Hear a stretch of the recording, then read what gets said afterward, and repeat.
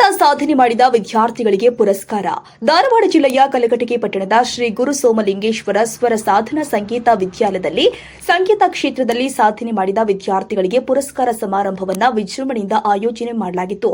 ಈ ಸಂದರ್ಭದಲ್ಲಿ ಸಂಗೀತ ಶಿಕ್ಷಕಿ ವಿದುಷಿ ಶ್ರೀಮತಿ ಪದ್ಮಾಕ್ಷಿ ಒಡೆಯರ ಅವರು ವಿದ್ಯಾರ್ಥಿಗಳ ಸಾಧನೆಯನ್ನ ಪ್ರಶಂಸಿಸಿ, ಸಂಗೀತವು ವ್ಯಕ್ತಿತ್ವ ವಿಕಾಸಕ್ಕೆ ಮಹತ್ವವಾದ ಸಾಧನವಾಗಿದ್ದು ನಿರಂತರ ಅಭ್ಯಾಸದ ಮೂಲಕ ಹೆಚ್ಚಿನ ಸಾಧನೆ ಮಾಡಬಹುದು ಅಂತ ಹೇಳಿದರು.